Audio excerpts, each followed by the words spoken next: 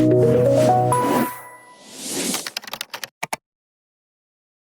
and welcome back. In this lecture, I want to talk about some of the utility functions that are provided by the C standard library. And these do exactly what you would think, just some utilities, some generic general functions to do various different things.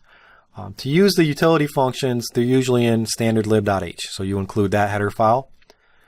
Some of the functions I'm going to describe, just useful functions, one is the absolute value, ABS. Returns the absolute value of an argument. Absolute value is converting it to a positive. So if you pass in a negative or so forth, it will return you the positive value.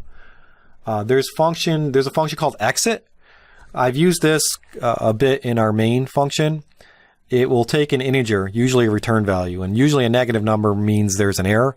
A positive number, or 0 means no error, or 1 means no error. This will terminate the program though.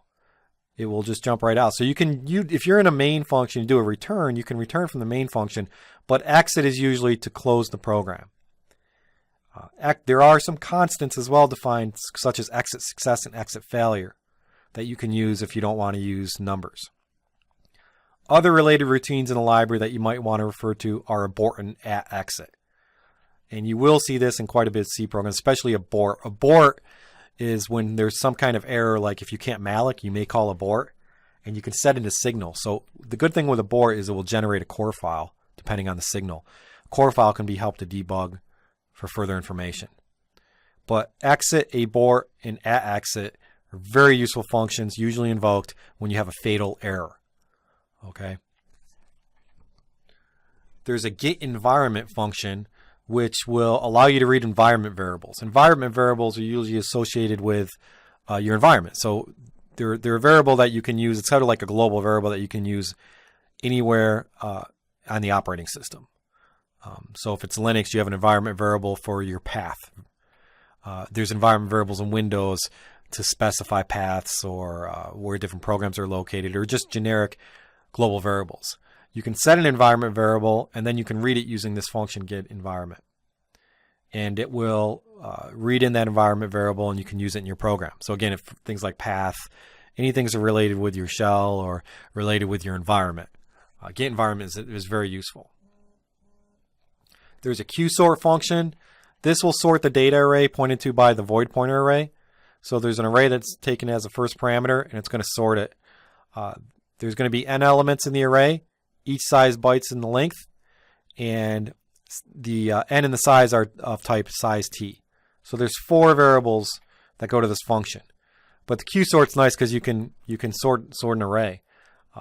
The 4th argument is a pointer to the function that you want to use for sorting.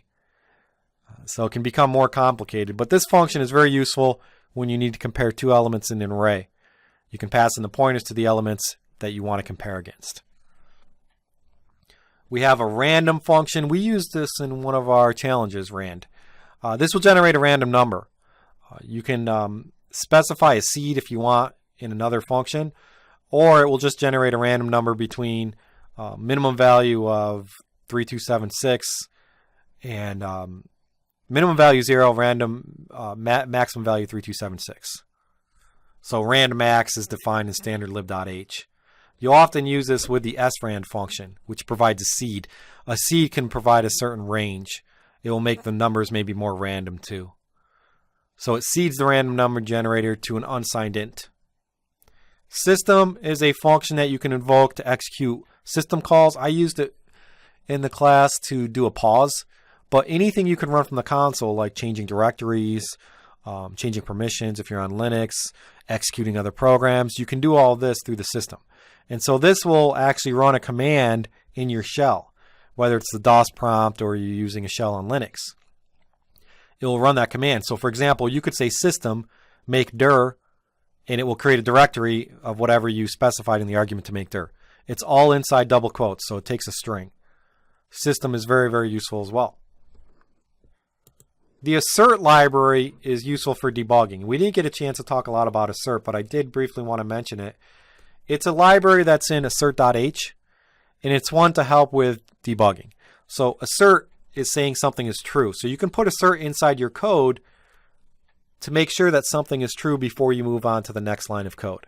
there's an assert macro that you're going to use, and it takes an argument such as an inner expression.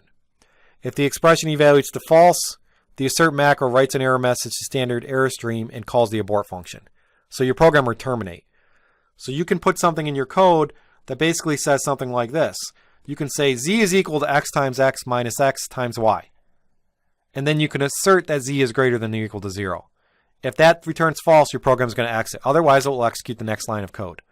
So it's like making true assumptions throughout your code. You want to make sure that certain values are what they are before you move on to the next. This is essentially making sure that you're not like dividing by 0, that you didn't have a 0 value when you did this multiplication.